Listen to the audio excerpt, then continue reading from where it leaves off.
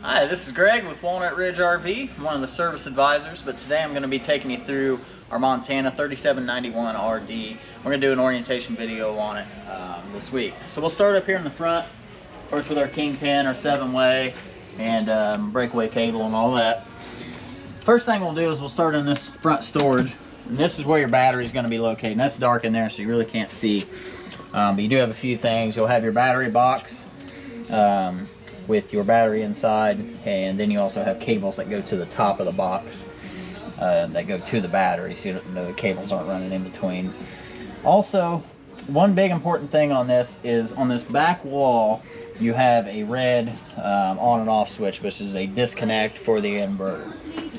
With these new Samsung fridges that they have in them, there's really no way to turn them off when you're not plugged in. So if I unplug, the inverter is going to want to kick on and keep the fridge running, which is fine if you want it to. But if you don't want the fridge to run, if you're leaving it stored and you don't need the fridge running, you'll have to come in here and flip that battery disconnect off, and that will kill the inverter, which will then shut off the fridge. Other than that, you have hydraulic fluid tank in here for the leveling legs and hydraulic slides. And that's really about all you'll need to mess with inside the storage. The other side is just open storage. Of course, we have a light here. You have your leveling system. We can't go through the operations of it inside the showroom, but it does give you a pretty good rundown of it here. And if you go to Lippert's website and go through there, they have some really good videos and manuals that show you exactly how to run it and how to fault any errors out or anything like that that you may get. Another feature of this is it does run 2 hydraulic slides. So you have the middle and the off door side slide or door side slide are hydraulic. So basically they run off the same button. So when you hold one button, one will come in and then the other, however they sync up. But if you ever wanted to just have one of those slides come out, that's what these 2 knobs are for. I could shut off, whichever slide, the door side slide. So now that one doesn't come out, but this one does, so I can get to the refrigerator if I had to, and I didn't have space or for any reason. So that's what those 2 knobs are for. Because this one is prepped for Furrion side cameras, if that's an option you want to go for. You have 2 7-gallon LP tanks, which are full at the time of pickup and purchase from us. The tanks operate off a single regulator here. It's an auto switchover regulator, which you can use in one of 2 ways. You can either leave both your tanks on, and whichever way the lever on the top of this regulator is pointing, it'll draw off that tank first. It'll show green once it's full, or while it has gas in it. Once it's empty, it'll go red like it is now, and it'll automatically start pulling from the other tank. That way, if you're running something off gas, your furnace or something, and you don't want it to shut off on you, it'll kick over and it'll save your, keep running for you. Now, if you want, you can leave one of the tanks off. So let's say when this one does go empty, it'll go red, things will stop working, but you'll still know you have one full tank to reserve too. You flip the lever over to that side, open it up, and then you're good. You can go from there. So it's up to you, whichever. Just never leave the valve in the middle. I see that quite a bit. The valve in the middle will not draw from both tanks at the same time. All that will do is end up causing a leak over time. They're meant to be to the left or to the right only. So also, there's no locks on this door, so if you had to, you could put a couple little key locks on the tank for theft prevention. By law, you can't have locks on those doors. Okay, and here besides the massive storage, you have pretty much the command center of the outside. This is where all your water happens, your tanks, everything. So starting at the top, you have a exterior shower here, which there's a blue coiling hose somewhere in the unit, usually in the front storage or right here. Starting from the top down, this is the winterizing station. So with winterizing these units is really easy. It has a diagram here of how to do it. And you basically just get you a piece of hose, screw it in there, put it into your jug antifreeze, make sure your water heater is bypassed and drained, and then turn your winterizing lever up. It'll start sucking from this valve, turn your water pump on, and then you'll go to every faucet throughout the coach, turn it on until you get pink. So you no longer have to find the pump, disconnect valves, and put new connections on and all that. They make it pretty simple on the Montanas. below that is your city water connection. So this is going to be your main hookup at any site that you may go to. You basically start at your water spigot, put a pressure regulator on, go from that to your hose, into here, turn it on, and go. And you have an unlimited supply of water. You'll always want to have it when you are camping, of course, winterize off and water heater bypass off. That way the water heater will fill. We'll get to that in a second. Below that is going to be, now you have your tank flush. So you're basically your black tank flush, which is this valve here on the left. That's your toilet tank. So after you're done dumping it, pull it, leave it open. You can hook up a hose in here, turn it on, and that's going to shoot some water in that tank to help clean it out, help keep the monitor probes clean and all that.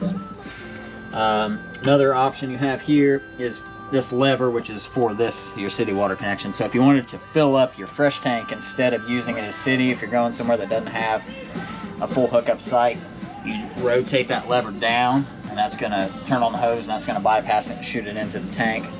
And at the back of the unit there's an overflow, so once it starts shooting out of there, you know it's full. You can go ahead and shut the hose off, turn your pump on, and go from there. You can camp the same way you would as the city water. It's just a limited supply of water. So we'll leave that on. Black tank is, like I said, your toilet. Gray tank's your bathroom, sink, and shower. And then I assume there's another handle underneath on this side we'll get to. That'll be for your kitchen sink only. You also have 2 low point drains in here. You can use these after you're done camping. You're gonna let it sit for a week or a couple weeks. You can open these up just to get any excess water out of the water lines. It doesn't get stagnant. You have a battery disconnect here. Now that battery disconnect is for the coach itself. So whenever we're not plugged in, when I kill this, the lights will shut off. The lights on the inside, the things that'll drain your battery when you're not plugged in. So that's nice to have. Always make sure it's on. If you're plugged in, you might as well leave it on. That way it can charge the battery, unless it's going to stay plugged in for months at a time. Then you can shut it off, because batteries have been known to overcharge. So it's just kind of a prevention thing. You have the Keith TV hookup here with the satellite, coax inputs for cable. That's pretty much it for inside the water compartment. You have your furnace exhaust next. Not too much you need to do here. Is just put mud dauber screens over these. It's very important. Stink bugs, mud daubers, ladybugs are all really bad about getting in here, building nest, which can cause problems internally with the furnace. And then we have our water heater. It's a 12-gallon Suburban water heater. These run off electric or 110 or LP. So you have 2 options. You have your anode rod in here first off, which is your drain plug. Put that in there, screw it in tight with an 1/16" socket. Once you're hooked up to water, you unbypass the water heater. You'll lift this pressure relief valve up. It'll stay in the middle. Once it starts shooting water out, you know it's full and it's purged all the air out of the system. Shut it, and then you can turn it on one of 2 ways. You have either the gas switch if you want to run it off LP, which is on the inside, and then you have an electric switch on the outside. You have this one, and then there's another one on the inside of the unit for the electric. So both have to be on. It's a safety feature. That way you don't accidentally turn it on when there's no water in there like there is now. If that switch wasn't there, it would have burned up the element when I turned it on. So that gives you the option. That's really it for the water heater. You want to drain it each time you're done with it. That way the water doesn't get stagnant and stink, and it prolongs the life of this rod. When you're done using this rod, it's going to look corroded, and most people replace them every year because they're fairly cheap. But when it's corroded, you can take a wire brush or wire wheel and spit it off till, usually you can get a good while out of them. You see at the end, once it's about coat hanger thin or there's no more of this material left, you replace it. So it doesn't hurt to have another one of those on hand, but draining your tank will help prolong that.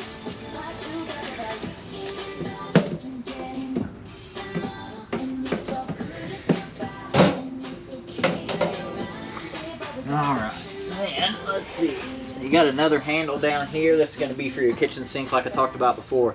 And this is the actual dump. So all your black, gray, and gray will come out of this here. You just open this up, put your sewer hose on, put it into the dump station at the campground, and pull your handles. It's always best to pull your black first, Wait till it's completely finished, shut it, and then you can do your grays. That'll help prevent backwashing into the gray tanks, and also helps clean out your sewer hose with a little bit cleaner water. Alright, we have one of the hydraulic slides. Just like all the slides on the unit, the most important thing is going to be conditioning these rubber seals. They go top, bottom, all the way around. You want to spray those with a dry or a rubber seal conditioner for RVs every few months, twice a year at the minimum, but every couple months doesn't hurt. These end up over time drying up, cracking, and then you can end up having water leaks, and that's the last thing you want on your brand new coach. We have our 50 amp detachable power cord here. These will come with you. Take it off, put it in the storage when you're done. They're not fully attached like a lot of them are. And then you have your overflow, like I was talking about for the fresh tank. So once it's full, it'll start shooting out of here and start running down. Once you see that, you know it's full, you can shut the water off and start using it. Not too much else back here. These just have a massive amount of storage in here. It's got the long pull-out tray, so you can get to the middle. Same thing here, storage. And we will have to move around to the other side. Not too much on the back side. This does have a ladder, which is very important. It's got full walk on roof. I always recommend getting up on the roof and checking it every couple months and make sure the sealants look okay. The sealant is always the owner's responsibility as far as maintaining it. That's one of the biggest things you can do. Warranty companies usually will, I don't want to say, if there's a leak and it's due to the sealant opening up or something, that's on the owner usually, so that's something you want to get up there and check pretty consistently. Because they usually will not cover leaks of that sort that come from lack of maintenance is what they call it. So it's always best to check your sealants around the edges, lights, doors. This is usually plain silicone, clear silicone. The top, Montana uses alpha sealant. So get up there and check it every couple months. If you notice a little spot, get you a caulk gun and a tube of sealant and just seal it up. It levels itself out and you'll be good to go. That's not something you want to forget or lack on. It also doesn't hurt to get up there when you get back from a trip, especially being as tall as this unit is, and you start going through some country roads or some low tree limbs. I've seen plenty of people that have scraped their roof with a tree limb and they never knew it because you won't feel it in the truck, and then it sits there for a couple months getting water and rain in the wood, and then it's just it's a big mess from there. So moving on. Too much else on the outside. Of course, we got our awning, got outside speakers. Inside in this massive storage, you have your satellite cable out. So if you wanted to put a TV out here in this area, you could. Got a couple outlets in there, and you also have a central vac system that has hoses that are inside, usually under the bed. And it's got a on and off switch, and then it's got a hole there you can stick the hose in. So if you wanted to vacuum this area or out, or a carpet or rug you had out here, you could. You have your other LP tank on this side. There's not too much over here you have to mess with besides turning it on and off and taking it out to get it filled. We'll go ahead and go inside. Got the MoldRide flip up steps on it. These are the assisted style. They're pretty nice steps to have.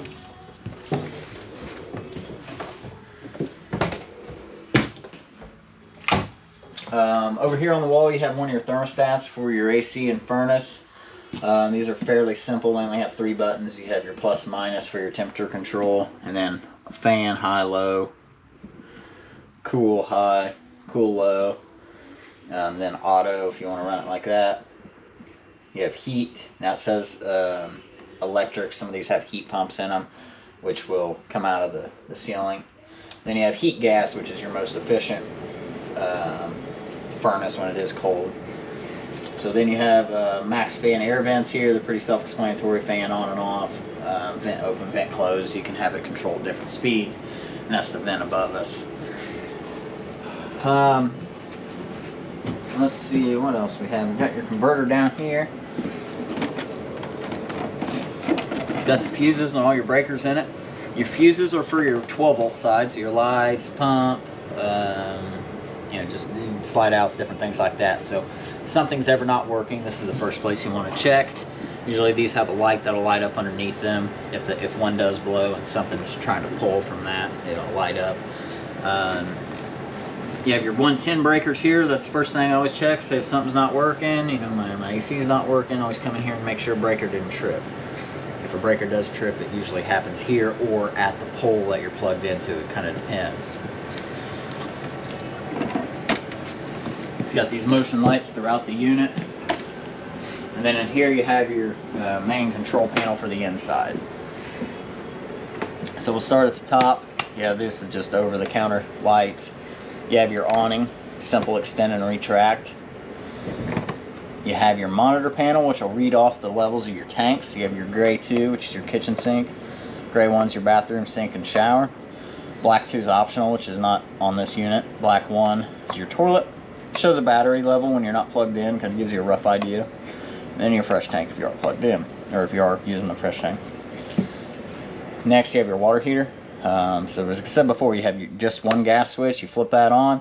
This light will automatically come on until it lights. So don't freak out when you see that. It hasn't faulted yet. It'll shut off once it lights. So it'll try 3 times. If it doesn't light within those 3 times, that light will stay on.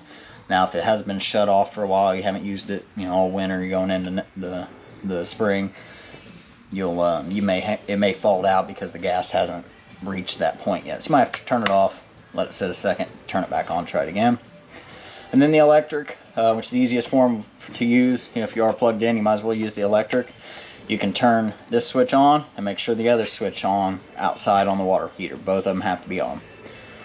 Your water pump is only for the fresh tank. If you are using it, if you're dry camping or stopping somewhere and you have water in your tank, you can flip that on and that'll pump to all the sinks and faucets. If you're using the city connection, you don't need that.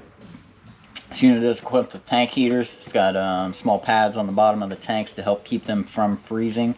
If you do get caught in some freezing temperatures, this will give you it'll help.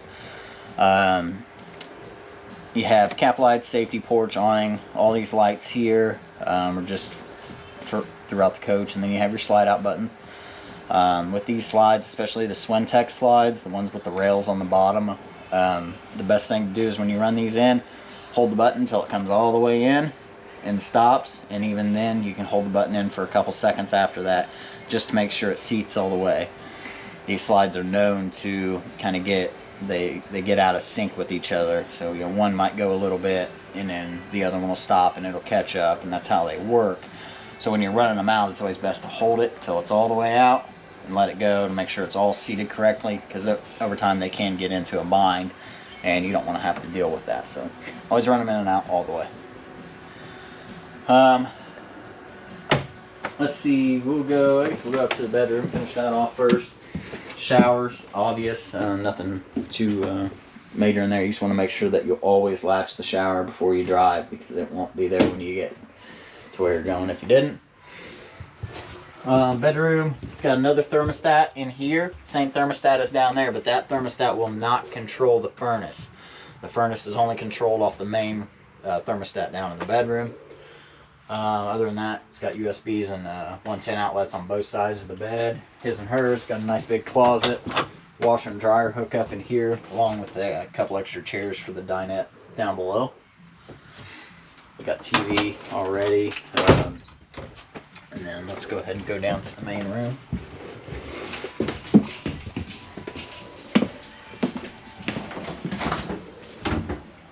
Okay, so you have your refrigerator here. These are pretty easy to operate. You have, they're not as bright as they used to be green. Now they're kind of just a white. So you have freezer. You can hit that button and turn up the temperature, 7 degrees down to -6. And then you have fridge, same thing. You just hit the fridge button until you get to the temperature that you want. Water filter, and then turbo cool if you are wanting to get it cooler quicker, you can hold that and turn it on and cool it down quicker. But like I said, there's no off button, so to shut it off, it has to be shut off at that disconnect outside. These you always want to shut. It's best to shut the door first, because it has that flap that turns, and if it doesn't turn, then you'll have a gap there, which will let the air out, or cool air out. So Over here you have a convection microwave from High Point. They're fairly simple to operate, just like any household microwave convection oven. Got some moving cooktop here. These are the newer style. These flip up and go all the way back. And then to light it, you turn it down here to light, and then you have an ignite button. You push and hold in and ignite until it lights. And we don't have gas hooked up to the showroom unit, so it's not going to light right now. But you have a light switch here. Do lights. Oven, same thing with the ignition. You'll turn it, push and hold it in, and this one will ignite down below, I believe. Yeah, so these have automatic ignition on them too. Let's see, you got the dual sink, the pull down handle on those. Your dinette here, which does fold up. I can't do it with how it's laid out here, but there are 2 extra chairs up there. That's where they go. Got a lot of storage underneath, more motion lights. You've got these new flip out couches, love seats, whatever you want to call them. So those are pretty nice. They have USBs on each side too, so you can heat and vibrate on both of these. That's nice. That's a newer feature. Then you have your TV, of course. Now these are raising and lowering, but they always hide the switch on you, so I bet it's in here, so you can raise and lower it before you start traveling. Raise it when you get there. Pretty nice. If you're not using it, keeps it out of the way.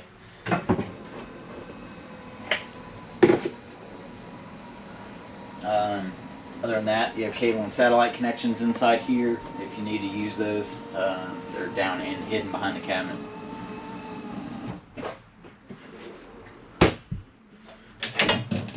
You have your radio here, which is glass, so you don't have to have it up to actually see through it, but they're fairly self-explanatory. You have zones 1 and 2, or A, B, and C, which are going to be for the different speakers throughout the unit. So A is usually these, B is further back, or C is outside. So you can mess with those. I believe with this one you can even change the volume at each zone, which is really cool.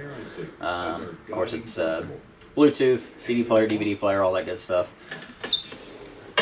And really, the last thing would be our fireplace. This is a 110 fireplace, so if it's not so cold out and you don't want to kick the furnace on or heat pump, you can use this.